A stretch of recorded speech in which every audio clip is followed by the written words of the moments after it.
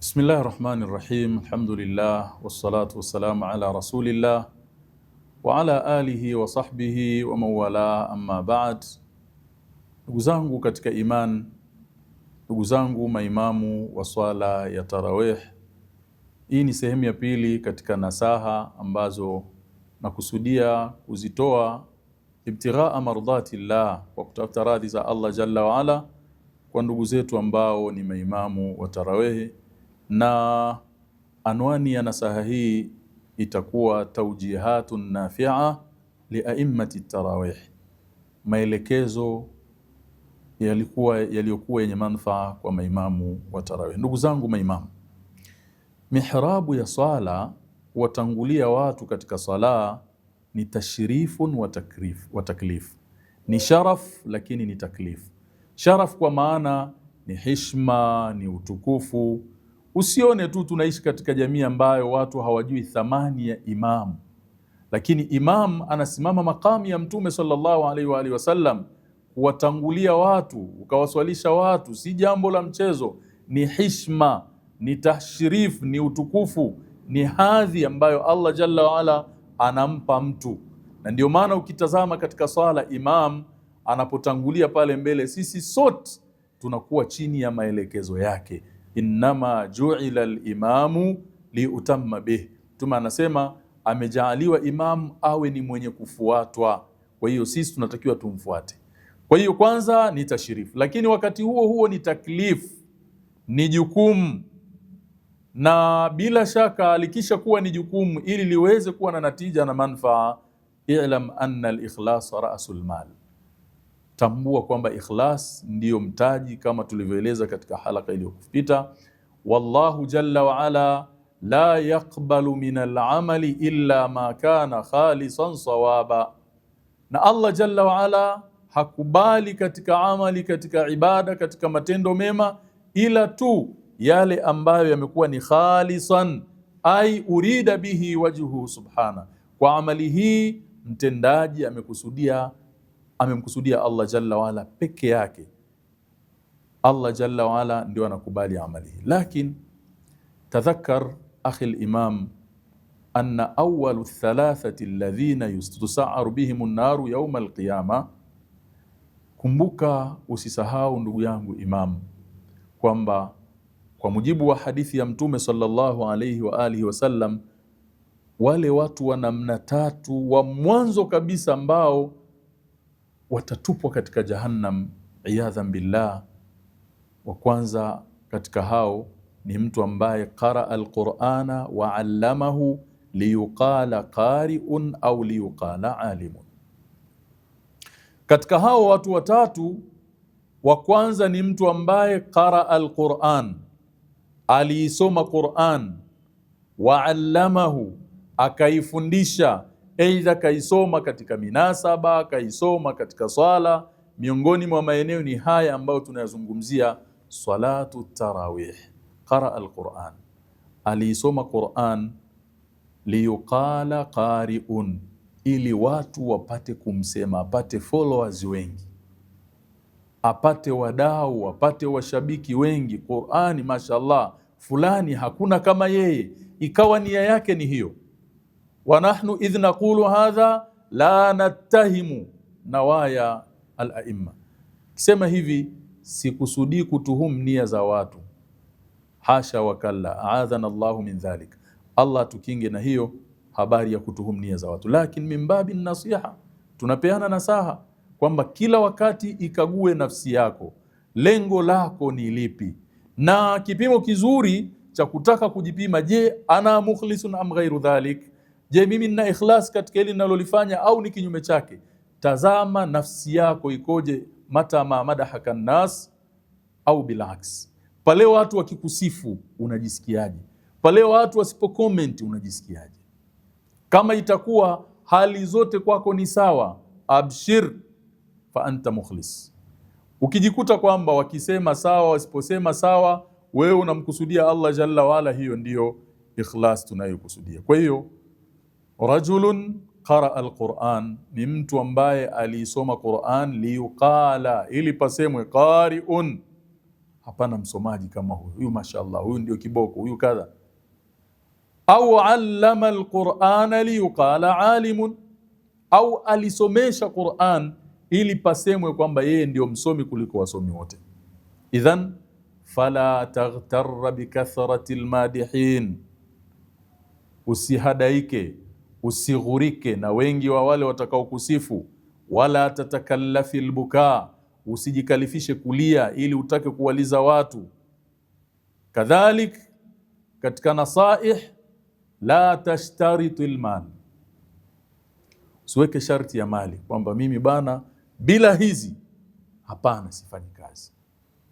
Hatusemi wasilipwe maimamu abadan, hatusemi watu yani jamii siwajali, viongozi wasiwajali abadan, bali natasharraf bidhalik, tunaona ni sharaf kwa sababu hafidhu kitabillah, qari'ul Qur'an, mtu aliyehifadhi kitabu cha Allah na kisoma kitabu cha Allah na kipa haki yake, amesimama katika misingi yake, huyu ni mtu sahihi.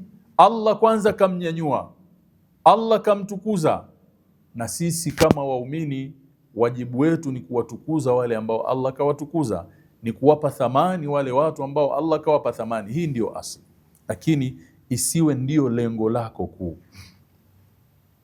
Jambo jingine katika nasaha, la tatruku azimataka lilintiqadati alhadima, usiache azma yako, usiache mori wako ulionao katika kusoma kitabu cha Allah kwa sababu tu ya kusikiliza maneno ya watu, huyu anakusema hivi, huyu anakusema hivi.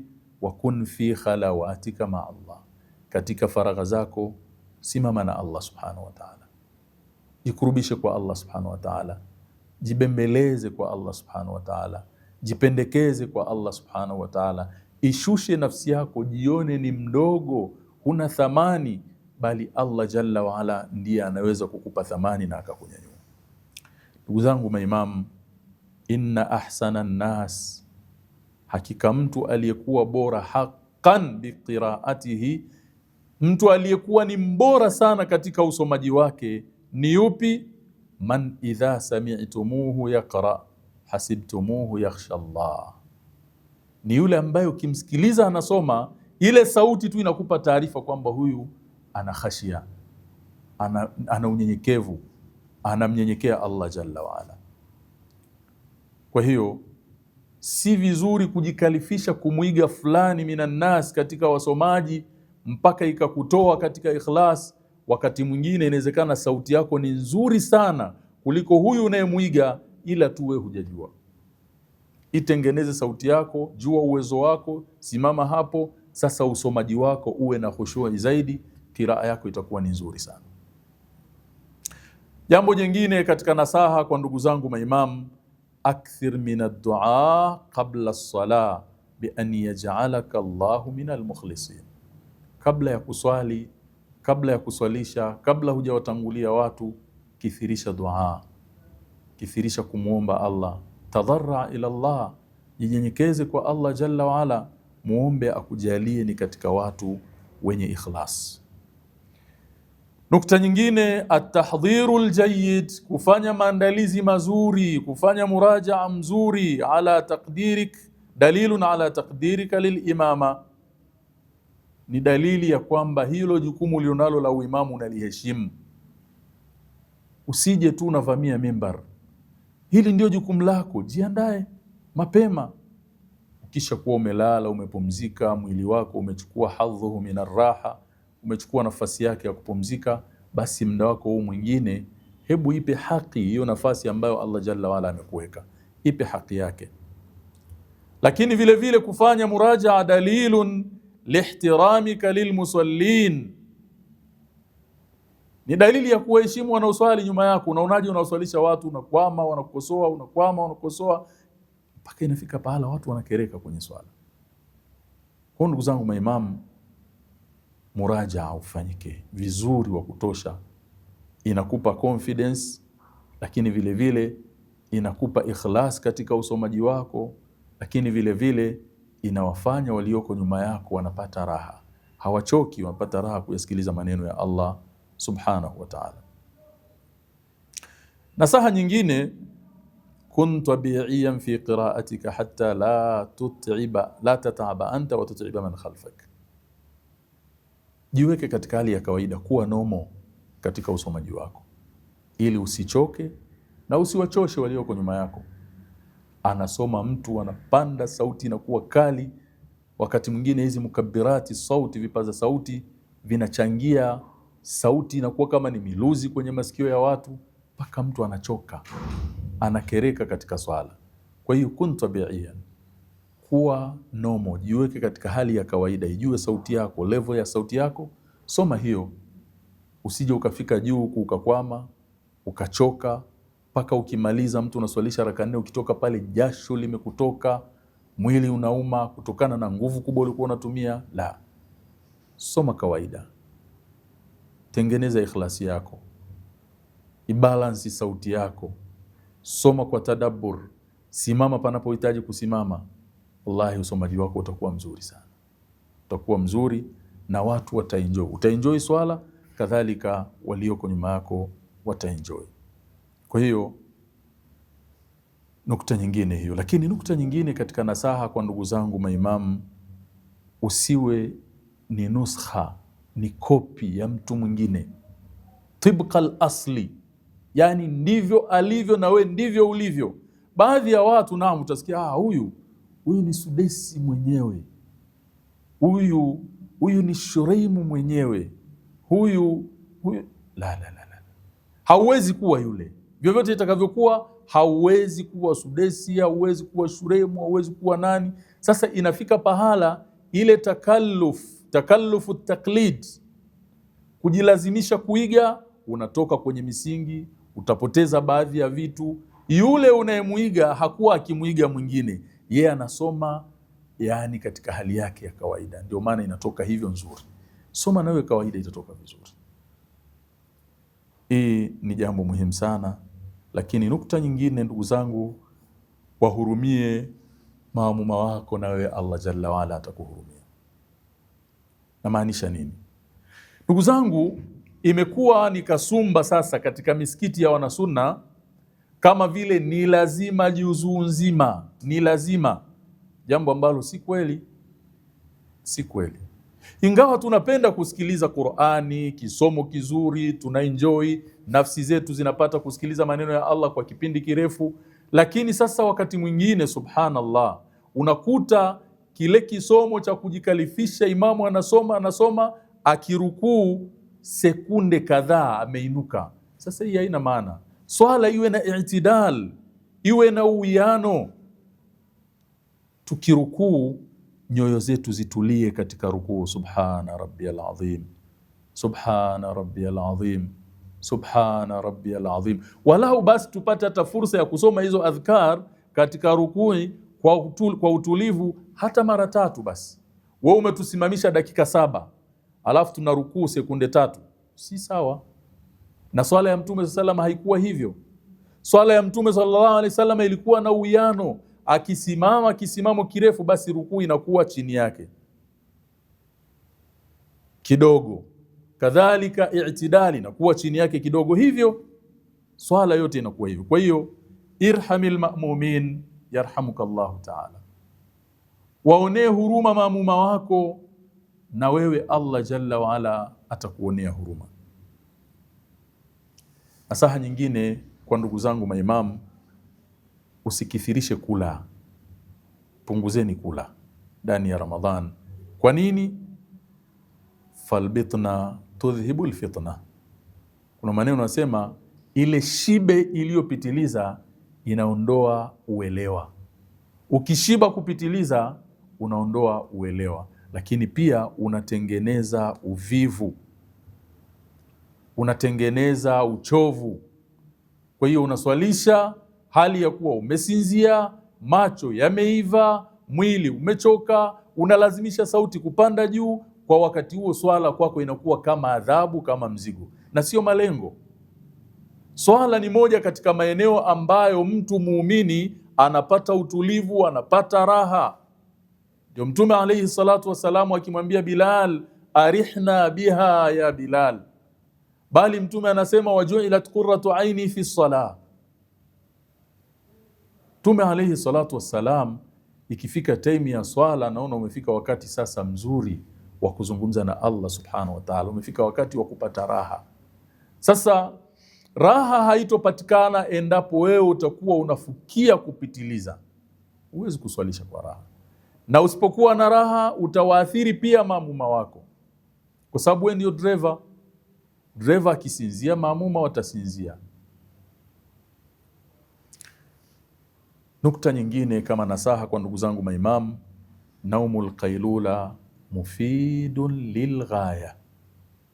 Ule usingizi mdogo, ule qailula, una manufaa makubwa sana, kwa kuwa mnasimama usiku, mnakesha mkihudhurisha, mnatuswalisha visimamo virefu, lazima mchana upate nafasi ya qailula. Hii ina faida kubwa mno sana kabisa. Kwa hiyo pata muda wa kupumzika ili usiku uweze kuwa na faida, ili tuweze kuenjoy tunapokuwa nyuma yako. Nasaha nyingine, la turaji' bi sautin murtafi'in hifadhan ala sautik. Wakati unapofanya murajaa, isiwe kwa sauti. Mna mifumo yenu nyinyi mahufadh, somaji wenu mwili wote unasoma, unakuta mtu anatikisika hivi, wengine sauti iko juu. Inapendekezwa na inashauriwa wakati wa kufanya muraja iwe kwa sauti ya chini, kwa ajili ya kulinda sauti yako. Wahris ala almakulati almusaidati lisaut. Pupia vyakula unavyokula viwe ni vyakula ambavyo vina msaada katika sauti, visiwe ni vile ambavyo vinaondoa sauti. Mfano, unakula vitu vya mafuta, lazima sauti italeta shida. Jambo jingine, nukta muhimu kwa ndugu zangu maimamu, al-italatu fil qunut, kurefusha katika kunuti. Ndugu zangu, hii sio katika sunna, na hili niliseme kwa msisitizo kwa sababu imekuwa ni kasumba ya baadhi ya maimamu. Nimesema ni mimbabi nasiha. Ndugu zangu, sunna katika kunut ni kuto kurefusha. Na tazama duaul qunuti ambayo Mtume swalla salam ametufundisha ni fupi. Allahumma hdina fi man hadaita, mpaka mwisho ni fupi. Lakini kuna maimamu subhanallah, ataweka maneno hapo, ataomba, watu watanyanyua mikono, watashusha, watapandisha, watashusha. Subhanallah, hadha laysa mina sunna. Jambo hili sio katika sunna. Ukitaka kusibu sunna, ar-Rasulu sallallahu alayhi wa alihi wa sallam kana yufaddilu jawami' ad-du'a. Mtume alayhi salatu wassalam alikuwa akifadhilisha dua ambazo ni jamia, zilizokusanya, dua ambazo zimekusanya kheri zote za dunia na akhera. Sasa wewe unamuomba Allah, unamuomba pepo, alafu unamuainishia ndani ya pepo akuweke sehemu fulani, alafu umo katika pepo akupe kitu fulani na kitu fulani na kitu fulani, na hivi ambavyo wewe kuvitaja anavijua asikupe, sio? Ukimuomba Allah pepo akakujalia kukupa pepo, maana yake kakupa pepo na vyote vilivyomo. Lakini usimwambie umo peponi, ya Rabbi utanipa na zabibu, unipe na tende, mapela je, machungwa je, machenza je. Kwa hiyo unapomuomba Allah jalla waala, ikhtar jawami'a dua, chagua dua ambazo ni jamia. Wala tansa ta'adduba biadabi dua, usisahau kujipamba na adabu za kuomba kwa unyenyekevu, kwa khushui. Ni vizuri mkapitia, ndugu zangu maimamu, wakati tunapoielekea ibada tukufu ya mwezi mtukufu wa Ramadhani, ibada ya tarawih, mkapitia pia hata katika vitabu, kwa kuuliza mashekhe, kwa kusoma. Hakuna ambacho unaweza ukakitafuta hivi sasa usikipate. Elimu imepanuka, jifunze adhiya za Mtume sallallahu alayhi wa alihi wasallam zilikuwa vipi. Nukta nyingine ya nasaha kwa maimamu wetu wa tarawih, masala ya sujudu tilawa, sajdatu tilawa. Sajdatu tilawa, wakati mwingine unasoma ndani ya Qur'an unakutana na ayat zinaamrisha kusujudu, basi msizivuke. Lakini pia inawezekana unazingatia hali ambayo uko nayo na maamuma ulio nao. Lakini pia katika hii sajdatu tilawa mmetofautiana maimamu. Kuna imamu anasoma, anafika katika ayatu sajda, aya ya kusujudu, anakwenda kimya kimya, anarudi kimya kimya, watu wanasikia tu anaanza kusoma, au aidha anaenda kwenye hatua inayofuata. Misikiti mingine ina tabakati, unaswalisha watu hawakuoni, wako juu, watajuaje? Ndio mwanzo wa kuwachanganya. Kwa hiyo al-aula wal-afdal kabbir lisujud wa kabbir inda ar-raf'i min as-sujud. Unapokwenda kusujudu piga takbira ile sajdatu tilawa, Allahu akbar, unakwenda unasujudu, watu wanajua. Na unaponyanyuka kutoka katika sajdatu tilawa unanyanyuka kwa takbira, watu wanajua. Ni muhimu sana hili mkalizingatia. Lakini hii sajdatu tilawa muraatu lilmasjid alladhi anta fihi imam. Chunga hali ya msikiti ambao wewe unaswalisha ndani yake. Achana na tashaddudi za baadhi ya watu, ustashaddad. Allah jalla waala anapokupa nafasi ya kuwa ni kiongozi wa watu, kuwatangulia watu, ukawa mwelekezaji, ukawa msimamaji wa mbele ya watu, watu wanakusikiliza wewe, useme ndio jambo fulani lifanyike, irham bihaulai nnas, waonee huruma wale watu, urfuq bihim, wafanyie wepesi, waonee huruma, wafanyie upole, ili na wao waweze kuenjoy katika kile mnachofanya, na hasa swala zima la ibada. Namuomba Allah jalla waala bimannihi wa karamihi ajalie nasaha hizi ziwe zimetoka katika moyo, zingie katika nyoyo, ziwe ni nasaha ambazo zimekusudiwa radhi za Allah subhanahu wa ta'ala na si vinginevyo. Lakini ndugu zangu maimamu waweze kuzipokea kwa namna iliyokuwa sahihi, kwa nia iliyokuwa njema, na waweze kunufaika nazo, na mwisho wa siku Allah subhanahu wa ta'ala atukusanye sote katika rehema zake, atupe mafanikio tuweze kunufaika na mwezi mtukufu wa Ramadhan. Hadha wallahu a'lam, wa sallallahu wa sallama ala nabina Muhammad, wa jazakumullahu khairan wa ila al-liqa.